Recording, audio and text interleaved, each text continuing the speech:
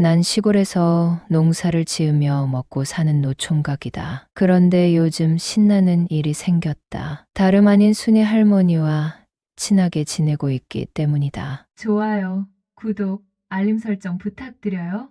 그 할머니는 내가 부르면 언제든지 온다. 남들이 볼 때 그게 가능하냐고 묻겠지만 사이좋게 잘 지내고 있다. 난 어려서부터 외조 부모님 손에서 자랐다. 우리 부모님은 지방 소도시에서 일을 하셨다. 외조 부모님이 그 당시 제조 공장을 운영하셨고 우리 부모님은 그 공장 근처에서 바쁘게 일하셨다. 아빠는 농촌에서 자란 분이었는데 농사일을 물려받기 싫다고 도시로 나와 외할아버지 공장에 취직했다. 순박하고 건실한 아빠를 좋게 보신 외할아버지가 엄마를 소개해 주신 것이었다. 부모님은 뭐가 그렇게 급했는지 만난 지 100일도 안 돼서 결혼했고 이듬해에 나를 낳았다고 했다. 외할아버지는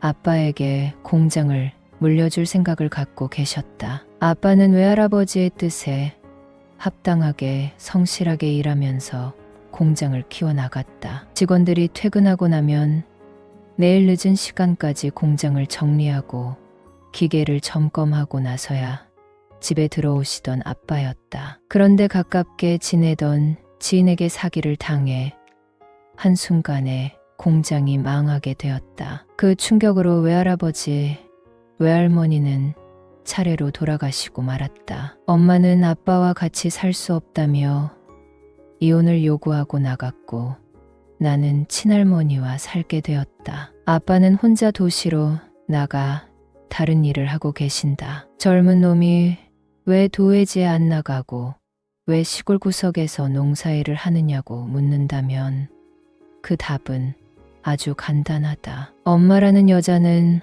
어느 하늘 아래에서 아빠가 아닌 다른 남자의 품에서 사는 것 같다. 야속하게도 나를 한 번도 찾지 않은 엄마를 잊은 지 오래다. 그래도 자애로운 친할머니 덕에 초등학교부터 고등학교까지 무사히 마칠 수 있었고 군대도 다녀왔으니 나를 키워주고 공부를 시켜준 연로하신 할머니께 감사한 마음이었다. 다만 점점 노쇠해지는 할머니를 시골에 그대로 두고 나갈 수도 없을 뿐더러 나가서 마땅하게 할 일도 없었기에 아빠 소유의 논과 밭을 경작하며 살다가 보니 어느덧 40 중반이 되었다. 할 줄 아는 건 농사뿐이니 이 시골에서 살아야 비닐하우스 농사를 지으며 살 생각이다. 부모님께 물려받은 건강한 몸으로 부지런히 일하고 돈을 모은 결과 중형차 한 대, 트럭 한 대를 구비하고 있고 빚 없는 농민임에도 불구하고 여자들은 나를 쳐다보지도 않았다. 남들처럼 결혼하고 싶어 여자를 만나봤지만 몇 번 만남을 가진 후에 농사 짓는다고 말하니 모두 연락이 두절되었다. 내가 열심히 일한 만큼 농기계도 많고 수입이 꽤 괜찮은데도 말이다. 해보지도 않고 도망간 여자들에 대한 미련은 전혀 없다. 우리 마을에서 내가 나이가 제일 젊고 내 바로 위로는 60대 초반인 할머니가 한 분 계시고 대부분 70대에서 80대 후반이 많다. 할아버지와 같이 사는 부부는 두 쌍뿐이고 대부분은 할아버지가 먼저 돌아가시고 혼자 사시는 할머니들이다. 요즘 나랑 같이 잘 지내는 순이 할머니도 그랬다. 나는 지방이지만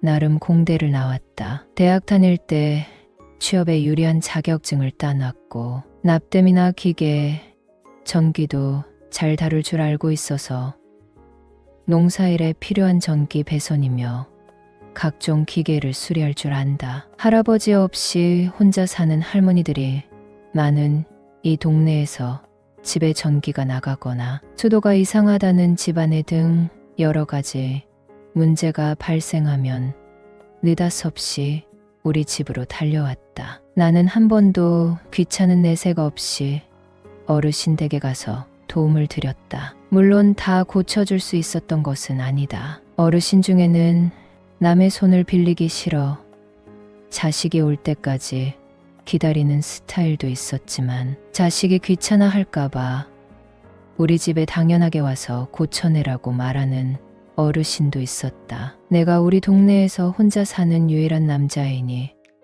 언젠가는 내 도움을 꼭 받을 일이 있으니 대부분 나에게 상냥하게 잘 대해 주었다. 내가 안 가본 집이 없을 정도로 사실 자질구레하고 소소한 일을 처리해 준 적이 많았다. 먹거리가 넘쳐나는 시골 인심은 그때 빛이 났다. 내게 참 쉬운 일인데도 불구하고 할머니에겐 많이 어렵고 복잡했던 일이 해결되었으니 얼마나 속이 시원했겠는가.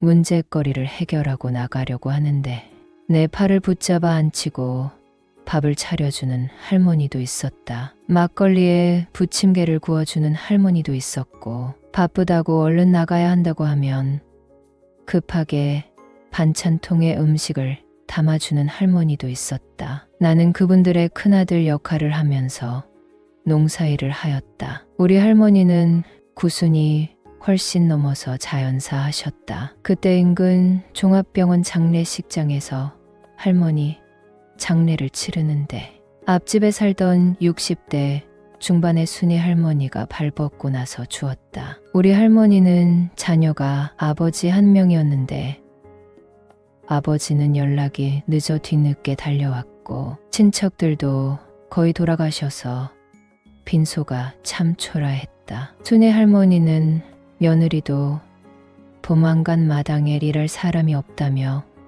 낯이 가족처럼 주방일을 맡아 주었다. 상조회사에서 아줌마 한 분을 불러줬고 순이 할머니 주도하에 손님을 대접했다. 사실 순이 할머니와의 인연은 작년에 시작되었다. 순이 할머니는 우리 할머니와 굉장히 가까운 사이였다. 나이로 따지면 거의 엄마와 딸 같은 사이인데 앞집에 살다 보니 모든 사정을 다 알고 지냈다. 할머니는 연세가 무척 많아 내 공부를 봐주기 힘들었다. 가끔 순이 할머니가 숙제를 봐준 적도 있었다. 할머니가 아플 때 학교 상담을 대신 가주기도 했다. 순이 할머니는 자녀가 없었다. 할아버지는 10년 전에 폐암으로 돌아가시게 되었고 할머니는 농사일을 줄이고 작은 텃밭을 가꾸고 계신다. 할머니가 잠시 입원한 적이 있었는데 하필 농번기 때였다. 나는 간병인을 고용했고 하루에 한 번씩 할머니 면회를 갔다. 나는 정신없이 일하느라 밥도 제대로 못 챙겨 먹고 있었는데 순이 할머니는 내가 좋아하는 반찬을 3가지나 해서 갖다 주셨다. 하필 제일 바쁜 시기에 일이 겹쳤다며 한숨 돌리라며 술도 사다 주셨다. 나는 잠시 숨을 고르며 순이 할머니와 이야기를 했다. 할머니가 얼마 못 사실 것 같아 마음이 아프다는 얘기를 나눴다. 여러분은 써리모의 영상을 재미있게 듣고 계십니다. 순이 할머니도 할아버지가 투병하실 때 내 도움을 받아 편하게 병원에 다닐 수 있었다며 이렇게 서로 돕고 사니 좋다고 하셨다. 시골 할머니들은 마음과는 달리 말이 좀 거친 편이다. 굳이 물어보지 않아도 되는 말을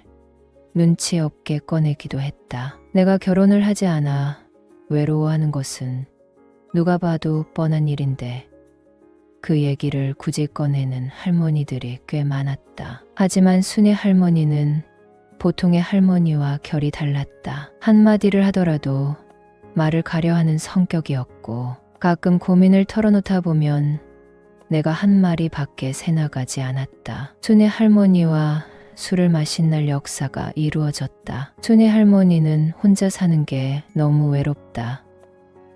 이 나이에 누구를 만나기도 어렵다. 내가 언제 죽어도 아무도 모를 것이다는 등 그날따라 말이 참 많았다. 나는 그때 순이 할머니의 얼굴을 천천히 바라봤다. 평범하게 생긴 외모지만 사람 마음을 항상 편하게 해주는 분이었다. 나는 순이 할머니의 외로운 눈망울을 보았고 너무 급한 나머지 할머니를 안게 되었다. 순이 할머니는 이게 얼마만인지 모르겠다며 수줍어했고 그 이후로 시간이 될 때마다 순이 할머니에게 전화를 했다. 할머니는 내가 소개팅 자리에 나갈 때 은근 신경질적인 반응을 보였다. 그 모습이 너무도 귀여웠다. 순이 할머니는 우리 집에 놀러 올 때 항상 음식을 해온다. 둘만의 좋은 시간을 보내고 순이 할머니가 쌓아 온 음식을 함께 먹으면 신혼부부가 소꿉장난하는 것 같다. 하루는 순이 할머니가 집 문을 잠그지 않겠다는 선언을 했다. 내가 원할 때 언제든 놀러 오라는 뜻이었다. 요즘 순이 할머니는 우리 하우스에서 아르바이트를 하고 있다. 다른 할머니들이 밥을 먹으러 갈 때까지 기다렸다가 내 눈치를 본다. 하루는 순이 할머니는 미용실에서 샘플로 준 헤어 에센스를 가지고 와서 수줍게 내게 건넸다. 이걸 쓰면 더 잘 된다고 하면서 말이다. 우리는 석양이 곱게 물드는 순간에 하우스에서 좋은 시간을 보내기도 했다. 할머니가 돌아가신 지금까지 순이 할머니와 1년 넘게 잘 만나고 있다. 동네 할머니들이 눈치채지 않게 머리 쓰면서 말이다. 비닐하우스에서 수확한 농산물을 도매시장에 팔고 입금된 날 순이 할머니와 바닷가로 놀러 가기도 했다. 다른 사람 눈치 보지 않고 비싼 음식을 사 먹고 베이커리 카페에 가서 차를 마시기도 했다. 이렇게 사치를 부려도 되는 거냐고 수줍어하는 순이 할머니는 내게 가장 예쁜 새색시다.